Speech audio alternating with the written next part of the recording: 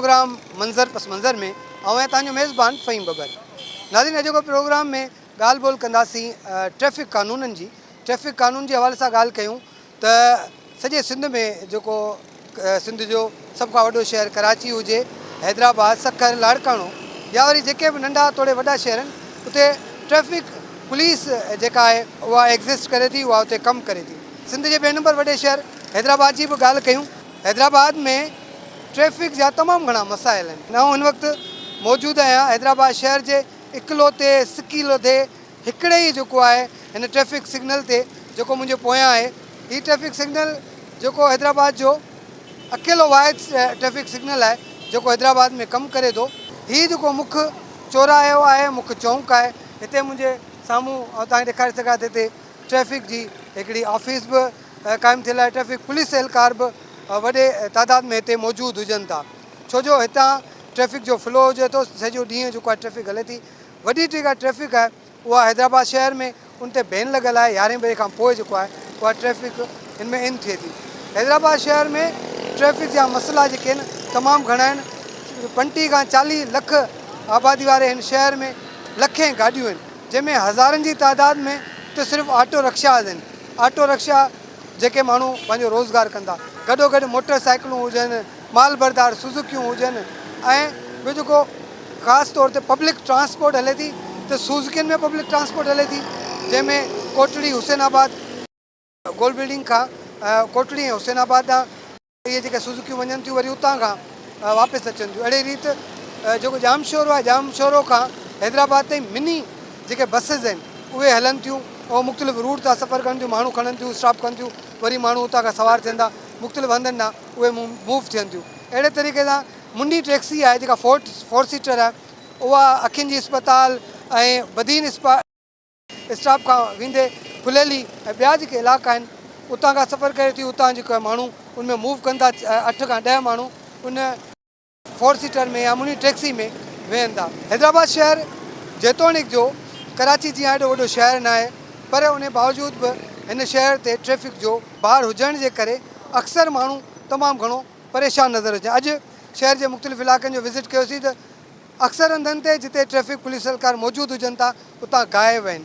मुख़्तलिफ़ हंधनि ते ट्रैफ़िक पुलिस एहलकारनि सां झगड़ा थींदे नज़र अचनि। हिते जॾहिं असीं आयासीं त पुलिस वारा पंजनि कमनि में हुआ, पर जॾहिं असांजा कैमरा खुलिया त उहे पंहिंजी ड्यूटियुनि ते अची विया आहिनि। उनखां पहिरीं जा जेके मंज़र आहिनि उहे तव्हां स्क्रीन में विंडो में ॾिसी सघंदा हूंदव त ट्रैफ़िक पुलिस एहलकार जेके केतिरो चिल करे रहिया।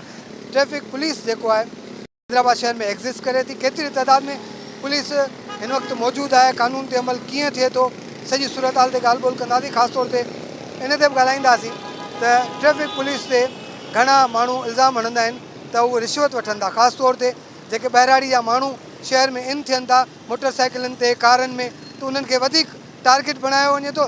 सॉफ्ट टारगेट जेको आहे ट्रैफ़िक पुलिस जो उहो ॿाहिराड़ी जो माण्हू हुजे थो, जंहिंखे हू रोके करे उनखे तंग कनि था, उनखां रिश्वत तलब कनि था, वरी पोइ उन्हनि खे छॾियो वञे थो। अॼोके प्रोग्राम में कोशिशि कयूं था हैदराबाद शहर में ट्रैफ़िक पुलिस जा मसइला, माण्हुनि खे कीअं ट्रैफ़िक पुलिस ट्रीट करे थी, ऐं पब्लिक जेको आहे ख़ासि तौर ते उन ते बि ॻाल्हाईंदासीं त हीअ जेके ट्रैफ़िक जा नवां कानून आया आहिनि उन्हनि ते माण्हू केतिरो अवेयर आहिनि, कानून ते केतिरो अमल कनि था। छा माण्हू सीट बेल्ट ॿधनि था, छा माण्हू जेका ॿियल सवारी आहे उनखे सही नमूने सां, ॿियल सवारी खां अलावा मोटर साइकिल ते 3 माण्हू बि वेहनि था, ऐं उनखां पोइ जेके वन वे आहिनि, वन वे तां माण्हू रॉन्ग वन वे कनि था, जंहिंजे करे अक्सर हंधनि ते पुलिस ट्रैफ़िक पुलिस जा जेके माण्हुनि सां, आम पब्लिक सां झगड़ा बि थींदे नज़र अचनि। कोशिशि कयूं था अॼोके प्रोग्राम में ॻाल्हि ॿोल कयूं ऐं तव्हांखे ॾेखारियूं त हैदराबाद शहर जा मुख़्तलिफ़ जेके स्पॉट आहिनि जिते अक्सर रश बि हुजे थी ऐं हुते ट्रैफ़िक पुलिस एहलकार या ट्रैफ़िक पुलिस कीअं कमु करे थी। कोशिशि कंदासीं त जेका ट्रैफ़िक पुलिस जो को अमलदार मिले त उन सां ॻाल्हायूं ऐं उन सां ॻाल्हि ॿोल कयूं। ऐं ख़ासि तौर ते SSP हैदराबाद वटि SSP ट्रैफ़िक जी बि चार्ज आहे, उन सां बि कोशिशि कयूं था ॻाल्हायूं, उनखां पुछूं त हैदराबाद पुलिस कीअं ट्रीट करे थी।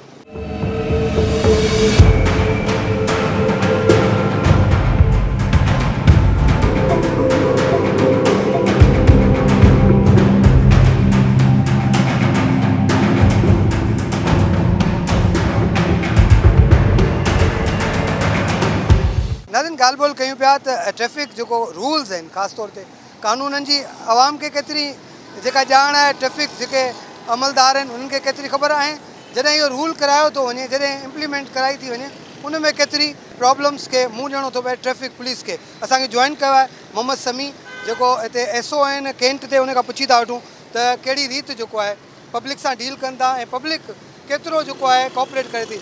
समी साहब, आपका बहुत शुक्रिया, आपने हमें टाइम दिया। मुझे थोड़ा सा ये बताइएगा, हमारे नाजरीन को, एक नया कोई कानून आ गया है कि भाई ट्रैफिक के कवानीन में सख्ती हुई है, दूसरा है कि लोग कितना अवेयर हैं हमारे यहाँ पर। वार्निंग चलान्स जो होते हैं हमारे, वो भी एक बहुत बड़ी अवेयरनेस है कि हम जो है उसको रोकते हैं। अगर वो समझता है या इस काबिल होता है कि वो ना दे सके तो हम उसको एक वार्निंग चलान देते हैं। जस्ट इसमें वो जो है उसको तंबी हो कि आइंदा दोबारा ये काम ना हो, कि वायलेशन ना हो, सिग्नल वायलेशन ना हो, विदाउट लाइसेंस ना हो, वन वे पे ना जाए। तो कोशिश हमारी यही होती है कि आवाम जो है अवेयरनेस पाए और उसको पता चले कि कानून जो ट्रैफिक कवानीन है वो भी कोई चीज़ है। और बेशतर लोगों के पास लाइसेंस का मामला है, लाइसेंस नहीं होते, लेकिन हम लोग तो बहुत कोशिश ये करते हैं कि चलान ना दें और उसको लाइसेंस के लिए बॉन्ड कर देंगे। गाड़ी बॉन्ड है, पहले लाइसेंस बनवा के आओ, कम से कम लर्निंग बनवा के आओ। अच्छा, जो लाइसेंस का प्रोसेस है वो तो इतना ख़तरनाक है, इतना मुश्किल बनाया हुआ है कि लोग पहुँच ही नहीं सकते। फिर आप लाइसेंस के ऊपर अगर फिर तो हर बंदा चालान होगा। नहीं, बिल्कुल, अगर लाइसेंस बनवाना है तो उसकी फॉर्मेलिटीज़ हैं, उसके पेपर्स हैं, उसकी मेडिकल है, फिटनेस है, कई चीज़ें होती हैं। वो प्रॉपर अगर है तो वो पास होगा, और उसको अगर अवेल करता है और वो क्लियर होता है तो लाइसेंस उसका फिल 4 बनता है। लेकिन जो किस टाइप की वायलेशन ज़्यादा होती है हैदराबाद में? हमारे हैदराबाद के अंदर देखा जाए तो तकरीबन लोग जो है ना वो शॉर्टकट लेते हैं, कोशिश करते हैं कि बस शॉर्टकट में निकल जाएं, क्योंकि यहाँ पे गलियाँ वगैरह बहुत हैं। ख़ासतौर पे सिटी सब डिवीज़न का मैं कहूँगा, शहर के जो इलाके हैं जिसमें बाज़ार ही बाज़ार हैं चारों तरफ और गलियाँ बेशुमार हैं, तो वो हर बंदा चाहता है कि मैं शॉर्टकट गली में से लूँ, तो वो आगे गली जाके किसी वन वे पे खुल रही होती है। अब इतना स्टाफ हमारे पास प्रॉपर नहीं है अपना ट्रैफिक का कि मैं हर गली के कोने पे या हर चौराहे पे स्टाफ की तादाद बढ़ा के लगाएं। तो हम लोगों के स्टाफ चौकों चौराहों पे हर जगह होते हैं, लेकिन वो जो वायलेटर्स होते हैं वो किसी ना किसी गली में से निकल के वो ऐसी जगह मारते हैं कट के वो वन वे पॉइंट होता है, तो उसको फिर हम लोग चलानिंग भी करते हैं और कोशिश करते हैं कि उसको रोकें, निकालें, वापस निकालें या किसी और गली की तरफ कन्वर्ट कर दें ताकि वो गली सीधी रोड पे जाए ना। तो ये हमारी कोशिश होती है। अक्सर लोगों का जो इल्ज़ाम होता है कि ट्रैफिक पुलिस वाले पैसे ले लेते हैं बगैर मुख्तलिफ जगहों पे, ख़ास तौर पर जो देहात से लोग आते हैं उनको बहुत ज़्यादा तंग किया जाता है। इसमें कितनी सदाकत है? सर, इसमें मैं तो सिर्फ यही कहूँगा कि वो ऐसे लोग जो दूर दराज से आते हैं उनको कोई कानून का इतना पता नहीं होता, ट्रैफिक कवानीन का पता नहीं होता, तो उनको चलान भी देना लाजमी हो जाता है, रोकना लाजमी हो जाता है, ताकि उनको भी अवेयरनेस देनी है ना हमें। तो मतलब ये भी शिकायत है ना कि हम जो गांव से आ गया उनको तो वो ज़ाहिर एक सॉफ्ट टारगेट है, उसको तो पकड़ लिया, बाकी शहर के जो लोग हैं वो इस तरह से वायलेशन करते फिरते उनको जो ना खास तौर पे रियायत दी जाती है। नहीं, ऐसी कोई बात नहीं है। वॉलेटर्स हैं, चाहे वो इंटीरियर सिंध से आएँ या हमारे हैदराबाद के हों। हैदराबाद वाले भी बहुत वायलेशन करते हैं, वन वेज़ की खिलाफ वर्जी करते हैं, सिग्नल वायलेशन करते हैं। मेरे पास तो सिग्नल है यहाँ पे, और भी अल्लाह का शुक्र है डीसी साहब हैदराबाद ने, ट्रैफिक मैनेजमेंट बोर्ड ने, सब ने मिलकर इनकी काविशों से और सिग्नल भी लग रहे हैं। रीदू चौक है, अपना कमरुज़मा चौक है, यहाँ पे भी सिग्नल जो है प्रोवाइड किए जाने लगेंगे। फिलहाल ये इकलौता ही फिलहाल अभी हमारे पास ये एक है, कासिम चौक पे है, तो तो यहाँ चलता ही नहीं है कासिम। हाँ, बस ये है ना कि इसी वजह से हमें इतना स्टाफ, जबकि बाहर आप किसी मुल्क में देखेंगे स्टाफ नहीं होता सिग्नल्स पे, हमें स्टाफ बाकायदा यहाँ पे खड़ा करना पड़ता है, 4 बंदे, 3 बंदे, 5 बंदे। और ज़्यादा एक हब है ये कि जब रश हो जाता है या सिग्नल ख़राब हो जाता है या कोई ऐसा मामला होता है, किसी जगह ब्लॉकिंग होती है, रोड ब्लॉकिंग होती है, जलाओ घेराव, मतलब कोई भी ऐसा, क्योंकि कैंट मेरा यहाँ पे प्रेस क्लब भी है, हैदर चौक भी है, मेरे पास यहाँ पे एसपी ऑफिस चौक है, डीसी ऑफिस, सब इधर ही हैं। तो यहाँ पे आए दिन कोई ना कोई प्रोटेस्ट होता है, कोई ना कोई बात होती है, तो ये सिग्नल वाला पोर्शन जो है मेरा बहुत डिस्टर्ब होता है। एक जो प्राइवेट लिफ्टर्स हैं उनको इन्वॉल्व किया गया है, उनके तरफ से बड़ा ज़्यादती की जाती है लोगों से। ऐसे ही जो बंदा दुकान पे गाड़ी छोड़ के चला गया है और अंदर थोड़ी देर के दुकान पे गया, पीछे से गाड़ी उठा ली गई, एक बदमाशी टाइप का उनका रवैया होता है। उनको क्यों भर्ती किया है, क्या ज़रूरत पड़ी है? उठाने वाले जो होते हैं वो ज़ाहिर बात है सारा दिन वो गाड़ियाँ उठाते हैं, तो उनके लमसम एक अमाउंट दिया जाता है, जिसकी वजह से वो जो है ना उसको उनकी भी वो कहते हैं वो डेली वेजेस की जो क्या कहते हैं उसको डेली बेसिस की जो होती है तो वो उनकी लग जाती है, तो वो अच्छे हैं, काम भी कर रहे हैं उनको, वरना वो खामखी किसी और कामों में लगेंगे। तो अच्छा है, हम लोग हमारी तरफ से भी एक अच्छा उनको मौका दिया जा रहा है कि वो काम कर रहे हैं। तो और पुलिस क्या समझते हैं कि ट्रैफिक पुलिस में कितने रिफॉर्म्स की ज़रूरत है इस वक्त? हम अगर नज़र डालें जो डेवलप कंट्रीज़ हैं उन वहाँ पर जो निज़ाम है, इवन हम अपने बड़े शहरों की बात कर लेते हैं, वहाँ पर जो जिस तरह से, और हम अपने पर नज़र डालते हैं तो हम बहुत पीछे हैं। तो इसमें कितना क्या समझते हैं कि कितना डेवलप होना चाहिए ये? बिल्कुल, अभी इंशाल्लाह हमारे पास ये ई टिकटिंग चलानिंग भी आने वाली है और कंप्यूटराइज चलानिंग होती है, और उसमें सारा जो है नेटवर्क के थ्रू ही मामला है।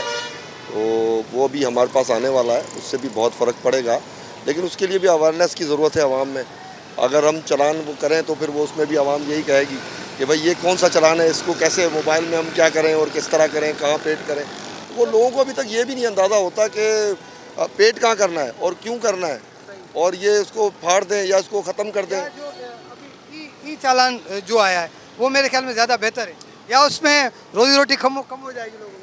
नहीं, अब ये ऐसी बात तो नहीं है, लेकिन ये कि ई टिकटिंग में ये कि वो डायरेक्टली इजी हो जाएगा, उसको पेड करना इजी हो जाएगा, और वो क्लियरली उसके मोबाइल में मैसेज पहुंचेगा बंदे के, तो वो ज़्यादा बेहतर रहेगा कि उसको अंदाज़ा हो कि ये चीज़ है।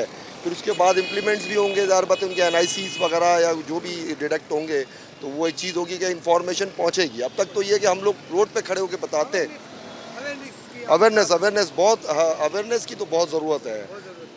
बहुत शुक्रिया समी साहब। आप जहिड़े तरीक़े सां ही जेके ट्रैफिक कानून आहिनि उन्हनि ते इम्प्लीमेंट थियणु घुरिजे, उहो ट्रैफिक पुलिस त पंहिंजे तौर ते करण जी कोशिशि बि करे थी।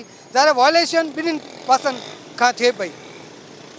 आम जेको माण्हू आहे रोड रस्ते ते हले थो उहो बि वायलेशन करे थो कानून जी, ऐं जॾहिं त ॿिए पासे असां ॾिसूं त जेके ट्रैफिक पुलिस एहलकार आहिनि उन्हनि पारां बि किथे किथे माण्हू सां ज़्यादतियूं कयूं वञनि थियूं। अहिड़ा बि केतिरा ई मिसाल मिलनि था। माण्हू जेके ट्रैफिक पुलिस एहलकारनि ते या अक्सर हंधनि ते जेको एतबार नथा कनि, उन्हनि खे ज़ाहिर पैसा ॾियनि था, ऐं उहो जेको सिस्टम आहे इहो बि हर हंधि हले थो। कोशिशि कयूं था जेको प्रोग्राम में ॻाल्हि ॿोल कयूं कानून जे हवाले सां।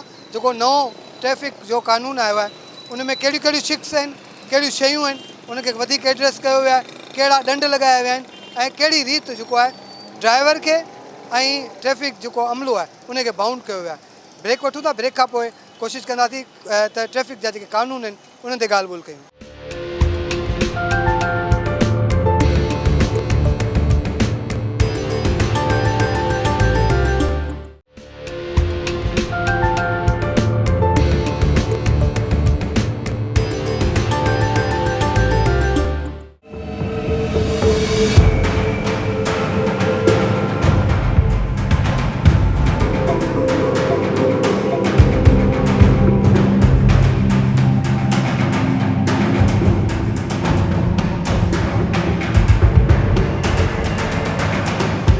वेलकम बैक नाज़रीन। प्रोग्राम मंज़र पस मंज़र में ट्रैफिक कानून ऐं उन ते इम्प्लीमेंटेशन जे हवाले सां ॻाल्हि ॿोल कयूं पिया। ब्रेक खां पहिरीं असां तव्हांखे ॾेखारियो त मुख़्तलिफ़ हंधनि ते कीअं ट्रैफिक जे कानूननि जी वायलेशन थिए थी, कीअं जेको आहे माण्हू वन वे टोड़ीनि था, कीअं जेके गाॾियूं रस्तनि ते बीठियूं आहिनि, ऐं वरी जॾहिं ट्रैफिक पुलिस एहलकार उनखे रोकीनि था त मसइला केॾा पैदा थींदा, ऐं ट्रैफिक वारा केतिरो अवेयर आहिनि उन्हनि ते बि ॻाल्हि ॿोल कयूं पिया।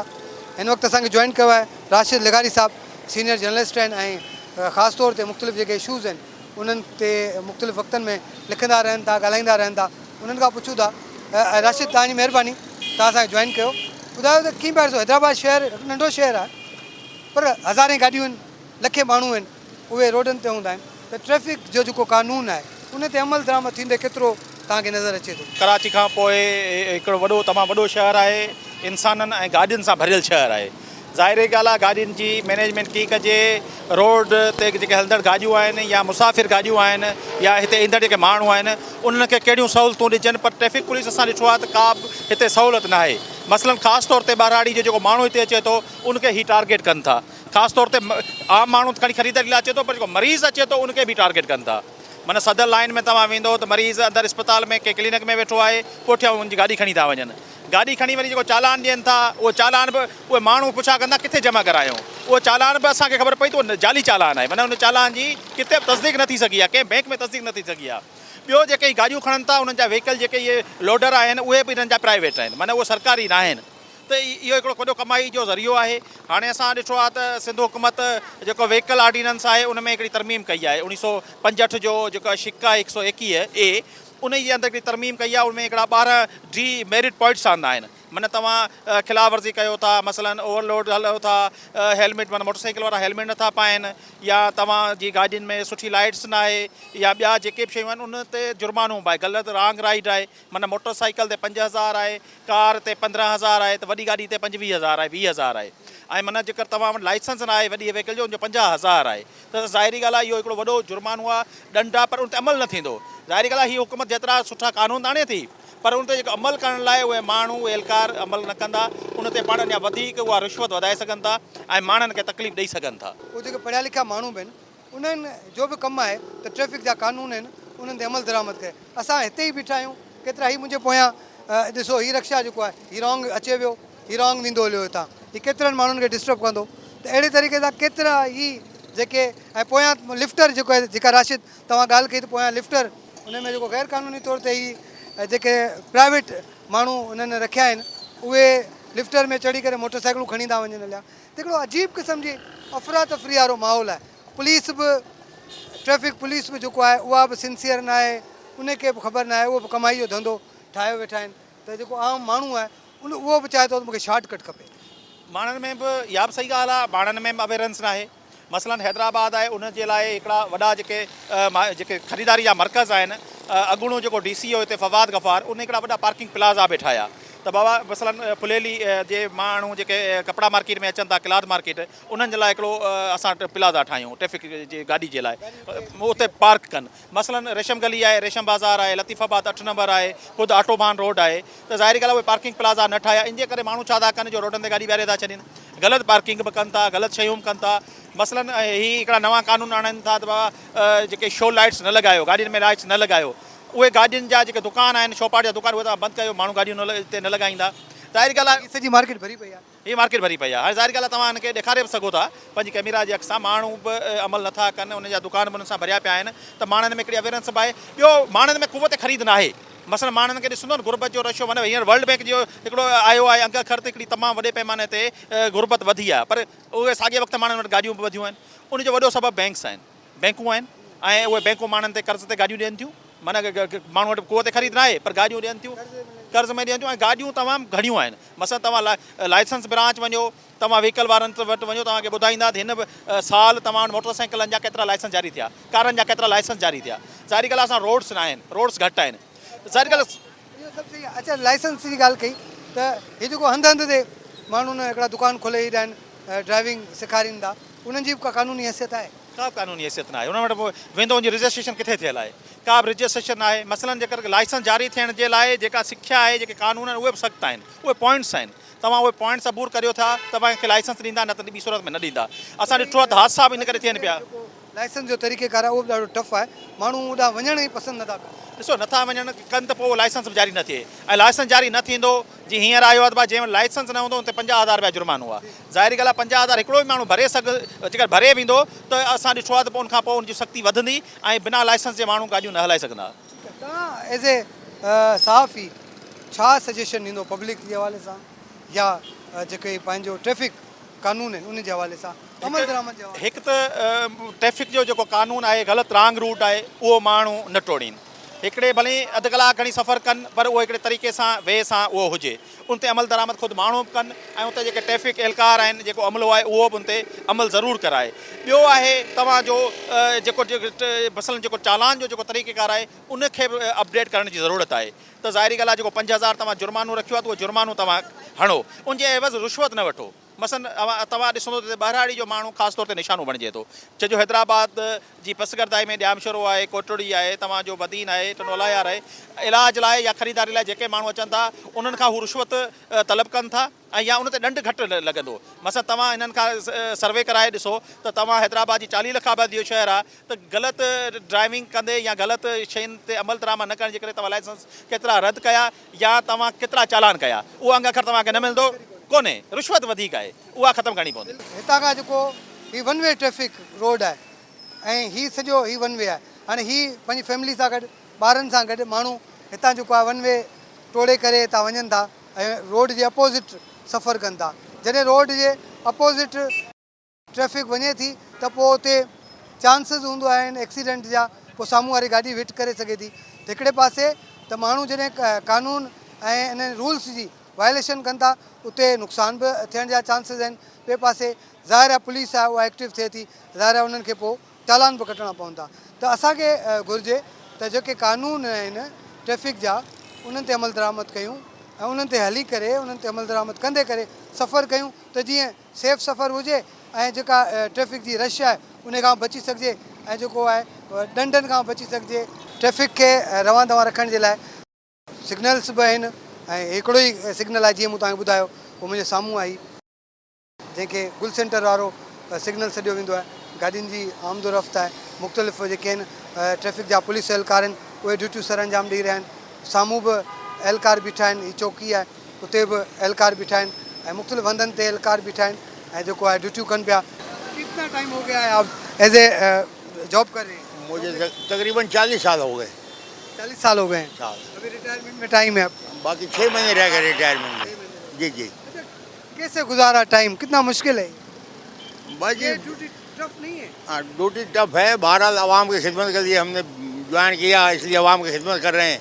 जब कोई वीआईपी ड्यूटी आ जाती है तो फिर वो स्पेशल ड्यूटी होती है, उसके लिए ज़्यादा ध्यान देना होता है, इसलिए उसका लोड ज़्यादा होता है। आम ड्यूटी तो एक रूटीन वर्क कर रहे हैं, वो तो रोज़ ही कर रहे हैं हम। कहते हैं कि वो ट्रैफिक वाले रिश्वत बहुत लेते हैं, पैसे वैसे लेते हैं लोगों से, क्या ये लोगों की बातें हैं, ये लोगों की बातें हैं, कोई ऐसी बात नहीं है। अभी यहाँ एक सुजुकी वाला कह रहा था कि हम लोग जाते हैं एक चक्कर में पैसे देते हैं, दोबारा देते हैं, बार बार देते हैं, ये क्या? गाड़ी वालों का जिसको आप रोकोगे, चलान करोगे, वो कहेगा ये पैसे मांग रहा था इसने हमारा चलान कर दिया, ये बात है और कोई बात नहीं है। ये जिस तरह से ट्रैफिक को रवां दवां रखते हैं तो आप लोगों की कोई ट्रेनिंग्स वगैरह होती रहती हैं? हाँ, ट्रेनिंग होती है सर, शुरू में भर्ती होते हैं, पहले पुलिस नया जो कानून आया उसके बारे में बताएं।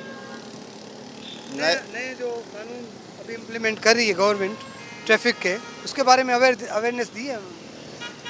हम तो तकरीबन पुराने हो चुके हैं, ये सारे कानून हम जानते हैं। बहरहाल वो नया कानून इससे अलावा निकला है तो पता नहीं है हमें। अच्छा, आपको नहीं बताया? हाँ, उसका इल्म नहीं है हमें। सॼी सूरत हाल जेका आहे उहा डिपेंड करे थी।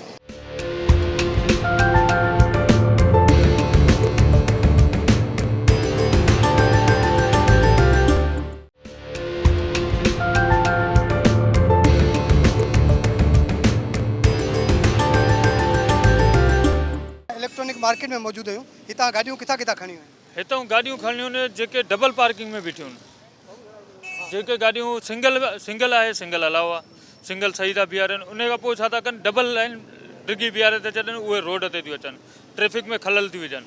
इन जे करे उहे गाॾियूं असां खणी ऐं जमा करायूं। इन्हनि खे मुख़्तलिफ़ फाइन आहिनि, उहे फाइन ॾिना वेंदा। तव्हां सम्झो था ईअं करण सां जेका पब्लिक आहे, जेको माण्हू बीहारे वियो उनखे हाणे हिन माण्हू खे कीअं ख़बर पवंदी त हुनजी गाॾी? हा, इहो असां हिते तक़रीबन दुकान वारनि खे आगाही ॾींदा आहियूं ऐं मार्केट वारनि खे हिते जेतिरा बि आहिनि उन्हनि खे आगाही ॾींदा आहियूं। ऐं इन सां फ़र्क़ु बि पियो आहे, कुझु फ़र्क़ु बि पियो आहे। छो जो हिकु सम्झो था इहो सही आहे? कुझु चालान आहे मोटरसाइकिल मुख़्तलिफ़ आहिनि, 100 आहे, 200 आहे, 300 आहे, कुझु आहे चालान? न मूं वटि न हूंदो, उते ऑफिस में एसओ साहब ॾींदा। अच्छा, ये जी तो अगर जैसे गवर्नमेंट की गाड़ी होती है, लोग तो पर्सनल गाड़ियाँ तो लोग उठा के लेके जाते हैं, मगर जो पुलिस वाली की गाड़ी खड़ी होती है 125 वाली, वो क्यों नहीं उठाते हैं लाइन पे जो खड़ी होती है इनकी? नहीं, आप वो भी उठाओ ना। अच्छा, वो जो गवर्नमेंट की गाड़ी, ये तो मेरे पास सबूत भी है, मैंने वीडियो भी बनाई थी इनकी। पुलिस की गाड़ी खड़ी है 15 वाली, वो नहीं उठाई, बाकी जो जितनी भी वाली गाड़ियाँ थी ना, हो सकता है कि वो नहीं गलत। अच्छा, आपकी गाड़ी आपने कहाँ खड़ी की थी? मैं यहीं खड़े करके 2 मिनट हुए हैं, बस घर का सामान लेने के लिए आया हूँ। अब 2 मिनट के लिए कानून तो सबके लिए बराबर है ना। कोई इसमें गैर कानून। ये आप जॉब करते हैं इधर? जी। तुम लोग यहाँ पे ठेके पे हो? जी। ही जेका ॻाल्हि असां कई पे त ठेके ते जेके माण्हू ॾिनल आहिनि, प्राइवेट माण्हू आहिनि, ही उहे माण्हू आहिनि जेके प्राइवेट छोकिरा उन्हनि भर्ती कया आहिनि ऐं ही हितां खां मार्केटनि मां गाॾियूं खणनि था ऐं पब्लिक ॾाढी परेशान हूंदी आहे। सर, आप मुझे बताएं जो मेरे पास कि पूरी गाड़ी है इनकी गाड़ी की, ठीक है, बनाई थी इनकी। ये बताएं कितनी परेशानी हो जाती है? अच्छा, रूल लोग आते हैं यार 100 रुपये बचाने के चक्कर में आते हैं।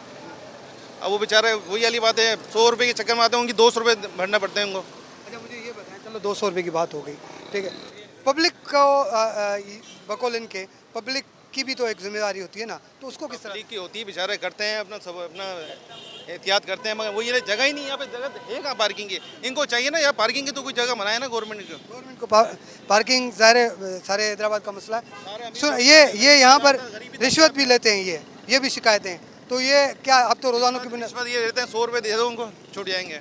100 रुपये दे दो तो सारा हाँ सारा है। ये चलान के 300 रुपये लेते हैं। चालान काट के देते हैं। हाँ जी, उनको ये चालान काट के देते हैं, इनको 300 रुपये की पर्ची काट के। अच्छा आप कहाँ होते हैं? यहाँ ऐसो हम यहीं पर ही होते हैं। बुनियाद पे तो बहुत सारे लोग परेशान। ये इनको रोज़ की है, ये 300 गाड़ी इनको उठानी है, रोज़ का है। रोज कितनी गाड़ी उठानी? 100 गाड़ी उठानी है। 300 गाड़ी उठाएंगे तो उनका जाके गुजारा। हाँ, 100 गाड़ी जी। तो मस्त है। चार्जर वठण वियो आहे, ॿाहिरि आयो गाॾी कोन किथां आया आहियो? ऐं हाल नाका खां सिरो यार ॿाहिरि तव्हां नो पार्किंग में बीहारी गाॾी? साईं ही असांखे हाणे हिते किथे लिखियलु त न आहे न नो पार्किंग आहे, लिखियलु आहे किथे? गाॾी हिते तव्हां बीहारे वियो। ही साम्हूं लॻियलु हुई, बिल्कुलु हिन जे साम्हूं। ऐं ॾिठिजे तव्हांखे कंहिं ॿुधायो सही त को तव्हांजी गाॾी केरु खणी वियो आहे या तव्हां परेशानी में? ऐं ॾिसियो हिते गाॾी वञे त जो खणी वियो हूंदा। हाँ पार्किंग जो भी जेको आहे ॾेखारियां थो, ही पार्किंग आहे, ही बकौल उन पुलिस एहलकार जे त जेका सिंगल पार्किंग अलो आहे, ॿाहिरि जेका हूंदी उनखे असां खणंदासीं, पर ही जेका पार्किंग आहे त किथे बि नो पार्किंग जो बोर्ड कोन्हे, किथे बि का शइ कान्हे।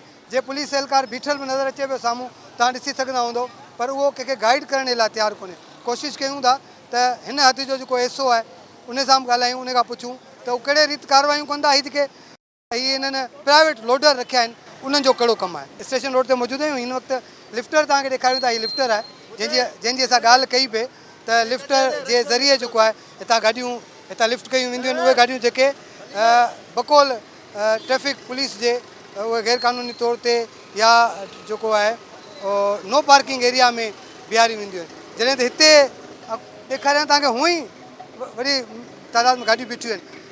साईं सलाम वालेकुम।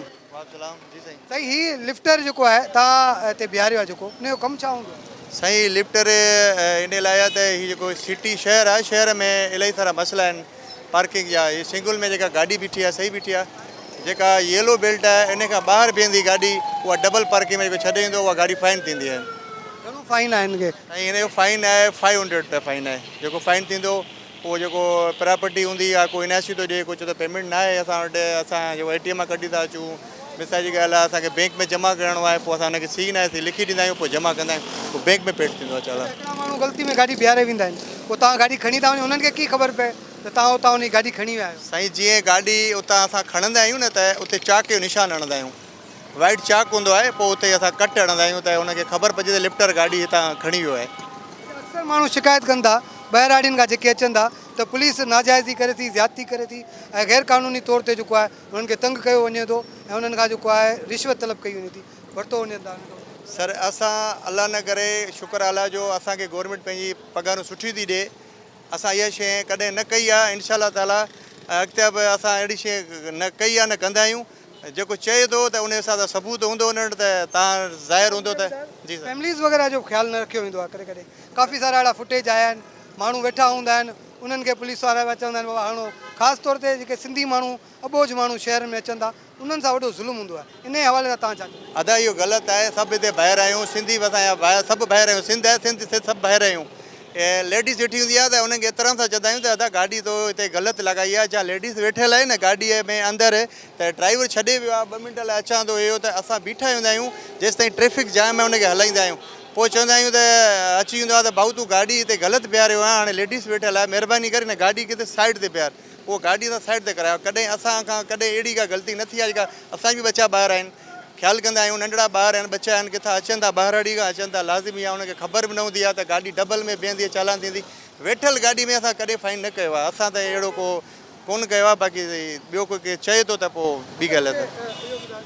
ख़ासि तौर ते असां थोरी देरि पहिरीं अॻियां बीठा हुआसीं, हिकिड़ो लिफ्टर हो, उन लिफ्टर ते जेके आहिनि जेके कुझु छोकिरा हुआ उहे गाॾियूं मोटरसाइकिलूं खणंदा विया पिए, त उन्हनि में गवर्नमेंट जो माण्हू कोन प्राइवेट माण्हू आहे, इहे इन्हनि जो छा?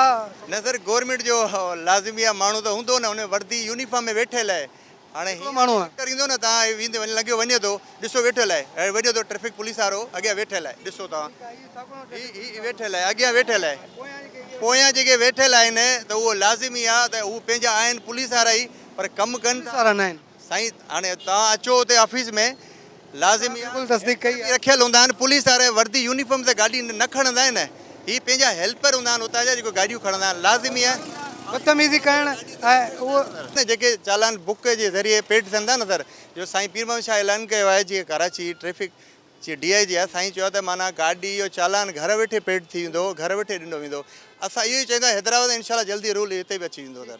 नाज़रीन प्रोग्राम मंज़र पस मंज़र में कोशिशि कई थी त हैदराबाद में जेके ट्रैफिक सां रिलेटेड मामला आहिनि उन्हनि जे हवाले सां तव्हांखे आगाही ॾिजे। कोशिशि कईसीं त जेके ट्रैफिक पुलिस एहलकार आहिनि उन्हनि सां बि ॻाल्हायोसीं उन्हनि सां बि रूल्स ऐं रूल ऑफ लॉ जे हवाले सां ॻाल्हायोसीं ऐं जेके ख़ासि तौर ते आम शहरी आहिनि उन्हनि सां बि ॻाल्हायोसीं। अक्सर माण्हुनि जेका इहा शिकायत कई त ट्रैफिक पुलिस वारा जेको आहे रिश्वत तलब कनि था रॉन्ग वे ते अचण ते या वरी किथे का ग़लति पार्किंग ते उहे न सिर्फ़ु फाइन हणनि था पर रिश्वत बि घुरनि था। ॿिए पासे पुलिस एहलकारनि जो चवणु आहे त माण्हू जेको आहे उहे उन्हनि खे अवेयरनेस न आहे माण्हू जेको पार्किंग कनि था उहो ग़लति हंध ते करे छॾींदा आहिनि नतीजे में असांखे उहे लिफ्टर जे ज़रिए उतां गाॾियूं रिमूव करणियूं थी पवनि। गाॾियूं रिमूव करण जे करे जेको माण्हू आहिनि उनखे परेशानी बि थिए थी। ॿिए पासे असां ॾिठो त अक्सर हंधनि ते शहरनि में जेके मोटरसाइकिल जी पार्किंग आहे उहा ग़लति थियण जे करे जेके ट्रैफिक पुलिस एहलकार आहिनि उहे हुतां खां जेके गाॾियूं खणी वञनि था स्कूटर खणी वञनि था माण्हुनि जा मोटरसाइकिलूं हुतां खां खजनि थियूं माण्हू तमामु घणो परेशान थियनि था। न उन खां पोइ या त उन्हनि खां फाइन वरितो वञे थो या त वरी उन्हनि खां ईअं रिश्वत वठी जेका छॾियो वञे थो। त ज़रूरत इन ॻाल्हि जी आहे त हैदराबाद शहर हुजे या सिंध जा जेके ॿिया वॾा वॾा शहर आहिनि जंहिंमें ट्रैफिक जो फ्लो तमामु घणो वधीक हुजे थो जंहिंमें ट्रैफिक जी रवानी खे बहितर बणाइण लाइ ट्रैफिक पुलिस एहलकार मुक़ररु थियल आहिनि। उते ज़रूरत इन ॻाल्हि जी आहे त ट्रैफिक पुलिस में जेको करप्शन वारो अंसर आहे उनखे ख़तमु कयो वञे ख़ासि तौर ते उन्हनि जी अवेयरनेस कई वञे। असां मुख़्तलिफ़ पुलिस एहलकारनि सां ॻाल्हायो उन्हनि खां कानून जे हवाले सां पुछियोसीं उन्हनि जे इम्प्लीमेंटेशन जे हवाले सां पुछियोसीं जेका नई अमेंडमेंट आई आहे उन जे बारे में पुछियोसीं त उन्हनि खे का ख़बर कोन हुई त को अहिड़े क़िस्म जो को नओं कानून या का कानून में का इम्प्लीमेंटेशन बि थी आहे। जीअं कराची में चालान जो जेको आहे तरीक़ेकार इंट्रोड्यूस करायो आहे अहिड़ी रीति हैदराबाद में बि चालान वारो जेको सिस्टम मुतारिफ़ करायो वञे त जीअं अगरि को कंहिंजो चालान थिए थो त उहो ऑन दी स्पॉट ई पंहिंजे ईज़ी पैसा अकाउंट या पंहिंजे बैंक अकाउंट जे ज़रिए जेको चालान उते फिल करे छॾे ऐं उहो उतां रिलीज़ थी वञे। नतीजे में हिन वक़्तु जेका सूरत हाल आहे माण्हू चालान न हुजण जे करे माण्हू हिते जेको आहे उहो ट्रैफिक पुलिस एहलकारनि खे रिश्वत ॾियनि था। हिन वक़्तु बि कुझु माण्हुनि जो चवणु हो त जॾहिं असांखे पुलिस वारा रोकीनि था त असां उनखे 100 रुपया 50 रुपया 200 रुपया या 400 रुपया रिश्वत ॾियूं था उहो असांखे छॾे ॾियनि था। त हैदराबाद जी पुलिस खे घुरिजे त जेके कानून साज़ी थी आहे उन्हनि ते अमल दरामद कराइनि ट्रैफिक पुलिस में जेके रिफॉर्म्स आंदा वञनि त ख़ासि तौर ते आवाम खे बि आगाही ॾिनी वञे ऐं उनखे ख़ासि तौर ते रिलीफ ॾिनो वञे सख़्ती न कई वञे। नतीजे में जेके गुज़िरियल तव्हां ॾिठो त हिन शहर में पुलिस न जा जेके ट्रैफिक जा कानून आहिनि उन ते अमल दरामद न थियण जे करे हिकिड़े पासे 2 पुलिस एहलकार जेके आहिनि गाॾियुनि जे हेठां अची जेको आहे उहे अजल जो शिकार थी विया शहीद थी विया। त ॿिए पासे जेको आहे हर हंधि जेको आहे माण्हू तव्हांखे कानून जी ऐं हुननि जी वायलेशन कंदे नज़र ईंदा। त हुकूमत खे ऐं इंतिज़ामिया खे घुरिजे त हीअ सॼी जेका सूरत हाल आहे उन ते अमल दरामद कराइण लाइ पंहिंजो भरपूर किरदारु अदा कनि। ईंदड़ प्रोग्राम ताईं हाज़िर थींदासीं कंहिं नए मौज़ू सां गॾु जेसिताईं पंहिंजे मेज़बान फ़हीम बबर खे ॾींदा इजाज़त। अल्लाह हाफ़िज़।